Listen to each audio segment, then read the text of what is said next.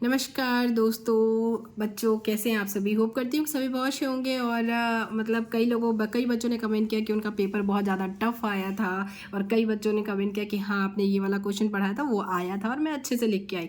तो ये सुन के काफ़ी अच्छा लगा। और जिनका टफ गया उनकी कोई बात नहीं, अब उसके बारे में सोच के और टाइम वेस्ट तो नहीं कर सकते। अब अगले पेपर की तैयारी कीजिए ताकि दूसरा पेपर उससे अच्छा जाए, काफ़ी अच्छा जाए, ताकि वो कवर अप हो जाए। ओके ठीक है, तो चलिए शुरू करते हैं हेनरी का नियम।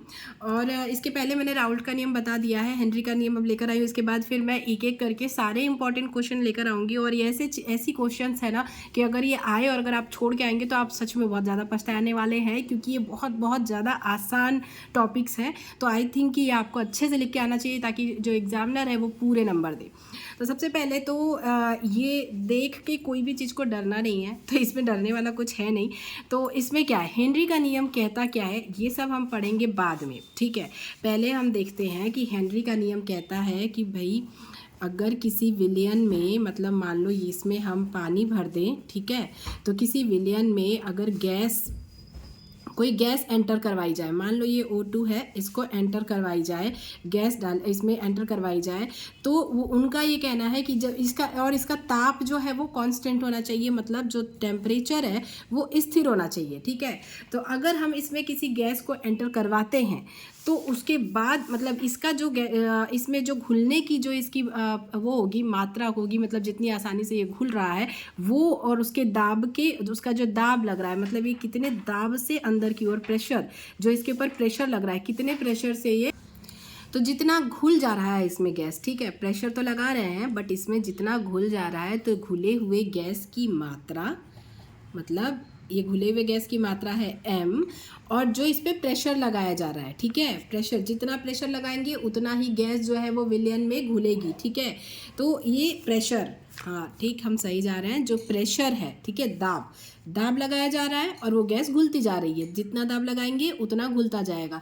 तो दाब और प्रेशर दोनों जो क्या है, एक दूसरे के समानुपाती होते हैं। तो यही हमारा है हेनरी का नियम। जो ये प्रोपोर्शनल, जो समानुपाती का जो निशान है, मतलब जो चिन्ह है, वो हम हटा देंगे और इज इक्वल टू जब लग जाएगा तो यहाँ पे हमारा हो जाएगा KH फॉर हेनरी। तो वो उनका कुछ मार्क तो लगाना पड़ेगा ना भाई, उन्हीं का नियम है, तो KHP आई थिंक तो यही है, हाँ यही है हमारा हेनरी का नियम। बहुत सबसे पहले मैंने आपको एक ओवरव्यू बता दिया कि भाई एक पात्र है, उसमें हमने वाटर भरा है, जब मान लो पानी है, इसमें हमने ऑक्सीजन को एंटर कराया, तो ऑक्सीजन जब जैसे जैसे इसमें घुलता जाएगा, ठीक है, जितना प्रेशर लगाएंगे हम वो इसमें घुलता जाएगा। तो जो ये घुला हुआ मतलब इसमें ऑक्सीजन है, तो उसकी जो मात्रा है, ठीक है, उसकी कितना दबाते जा रहे हैं, घुलते जा रहे हैं, तो इसकी जो मात्रा है ये, और वो जो दाब जो लगा रहे हैं, ये दोनों क्या होंगे, समानुपाती होंगे। जितना दाब लगेगा उतनी मात्रा घुलेगी, M समानुपाती P होगा। प्रेशर, दाब जो लगा रहे हैं, M जो मात्रा है उसकी घुली हुई। तो समझ में आ गया। इसी को हम अच्छे तरीके से अच्छे वे में लिखेंगे ताकि आपको मार्क्स अच्छे से मिल सके। So let's start. हेनरी के नियम के अनुसार स्थिर ताप पर, मतलब ताप कांस्टेंट होगा, यानी कि ताप ऊपर नीचे हो रहा है, स्थिर ताप पर किसी गैस की द्रव में विलेयता, ये जो गैस है इसके द्रव में विलेयता गैस के दाब, जितना दाब लग रहा है गैस के दाब के समानुपाती होता है। ये है हेनरी का नियम, गैस का दाब जितना है और उसमें जो घुली हुई मात्रा है, ठीक है, तो M समानुपाती P, हम ये इसको इससे डिनोट करेंगे। तो यहाँ पे विलेयता समानुपाती गैस का दाब, तो M समानुपाती P हो जाएगा। उसी तरीके से जब ये समानुपाती का निशान, हम मतलब ये चिन्ह को हटाएंगे, तो भाई हेनरी ने अपना नियम दिया है तो अपना नाम तो कहीं ना कहीं उसमें ऐड करेंगे ना, कि भाई मेरा नाम भी उसमें आएगा, तो इसमें इनका नाम हम ले आएंगे कि M = KHP, ये इनका नाम हो गया। तो ये हमारा क्या हो गया, हेनरी का नियम निकल गया। अब इसमें आप इसमें ये भी बता सकते हैं, क्योंकि आपके मार्क्स अच्छे आ जाएंगे, मार्क्स, और मतलब टीचर जो है वो खुश होगा। M = घुली गैस की मात्रा, ये सभी को जैसे मैंने आपको पहले ही बताया कि उसमें जितनी गैस जो घुल रही है उसकी मात्रा है M। KH क्या है, हेनरी का नियतांक है, मतलब उनका चिन्ह है कह लो।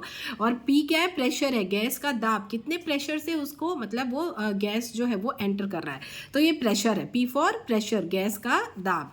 अब क्या है, हम हेनरी की सीमाएं देख लेते हैं, क्योंकि अगर 4 नंबर में ये क्वेश्चन आता है तो आपको सीमाएं और अनुप्रयोग दोनों ही पूछेगा कि लिखो, या फिर कभी कभी 2 नंबर में भी पूछ देता है, तो ये आपको पता होना चाहिए। सो लेट्स स्टार्ट हेनरी के नियम की सीमाएं। तो इसमें सबसे पहला क्या होगा, इसकी सीमाएं क्या क्या है भाई। यह नियम केवल आदर्श गैस के लिए मान्य है, ठीक है, केवल आदर्श गैस के लिए मान्य है। इसमें विलयन का ताप बहुत कम नहीं होना चाहिए, बहुत कम होगा तो गैस जो है वो उसमें घुलेगी कैसे, ठीक है। कैमरा थोड़ा सा ठीक नहीं है शायद, हाँ।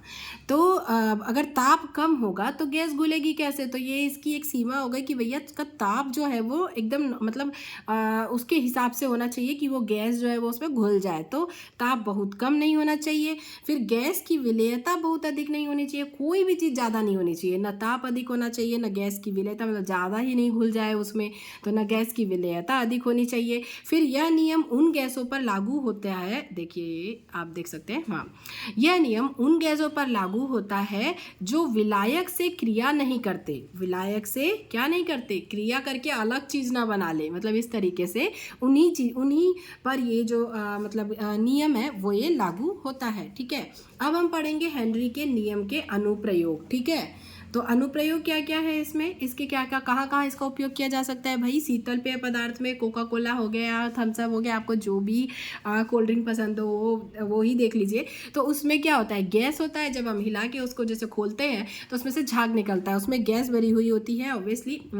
तो शीतल पेय पदार्थ में उसका यूज़ किया जाता है। अधिक ऊंचाई पर ऑक्सीजन टैंक, ऑक्सीजन का टैंक लेके जो ऊंचाई पर्वतारोही जो होते हैं पहाड़ों पर चढ़ते हैं तो वो एक ऑक्सीजन टैंक अपने साथ ले जाते हैं।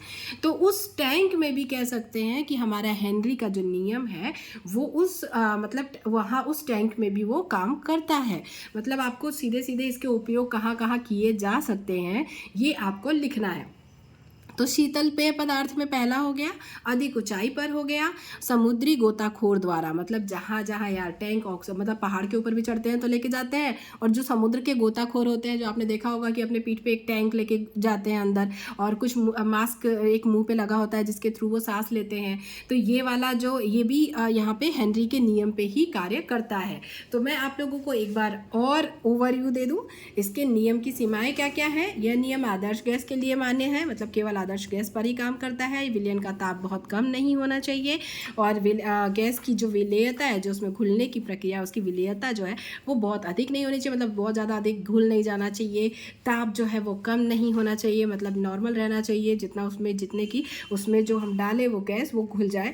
और यह नियम उन गैसों पर लागू होता है जो विलायक से क्रिया नहीं करते हैं। विलायक से क्रिया करके ऐसा ना हो कि वो कुछ और बना ले, क्योंकि क्रिया करने से भाई कुछ भी हो सकता है ना, कोई भी गैस कुछ भी बन के कुछ और बन सकती है, तो ब्लास्ट होने का भी खतरा रहता है। तो यह नियम उन गैसों पर लागू होता है जो विलायक से क्रिया नहीं करते हैं, ठीक है। ये इनका नियम की सीमाएँ हो गई। अनुप्रयोग उपयोग कहाँ किया जाता है, शीतल पेय पदार्थ में, अधिक ऊंचाई पर ऑक्सीजन टैंक में, और पानी के अंदर समुद्री गोताखोर द्वारा इसका यूज़ किया जाता है। इसका नियम क्या है, M = KHP।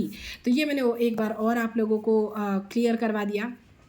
उम्मीद करती हूँ कि आप लोगों को वीडियो जो है मतलब हेनरी का नियम जो है वो समझ में आ गया होगा। वीडियो पसंद आई होगी तो लाइक कीजिए, शेयर कीजिए। कुछ और समझना है तो आप मुझे टॉपिक बता सकते हैं, फिर मैं ट्राई करूँगी कि मैं वो आपको समझा सकूँ, ताकि आपकी एग्ज़ाम के पॉइंट ऑफ व्यू से हेल्प हो सके। बाकी मैं इसके बाद और वीडियोज़ लेकर आ जाऊँगी, मतलब जितने भी इंपॉर्टेंट क्वेश्चन है आपके ज़्यादा मार्क्स वाले, वो मैं कोशिश करूँगी कि कवर करवा दूँ। सो बने रहिए मेरे साथ, और आप लोग का भी सपोर्ट बना रहेगा तो मुझे भी अच्छा लगेगा। तो जो भी आपको अगर इसमें कोई डाउट भी हो तो भी आप मुझे कमेंट करिए, तो मैं ट्राई करूँगी कि आपके डाउट्स को क्लियर कर सकूँ। हालांकि मैं कोशिश यही कर रही हूँ कि बहुत इजी वे में आपको बता सकूँ, ताकि आपको कोई कन्फ्यूज़न न रहे, आप एग्ज़ाम में आसानी से लिख सकें। चलिए, ऑल द बेस्ट एग्जाम्स के लिए। अभी तो फिलहाल तैयारी कर रहे हैं आप, तो तैयारियों के लिए ऑल द बेस्ट, अच्छे से तैयारी कीजिए और मेरे साथ बने रहिए। मैं मिलूँगी आप लोगों से अपनी अगली वीडियो में, तब तक के लिए bye bye and thanks for watching my video.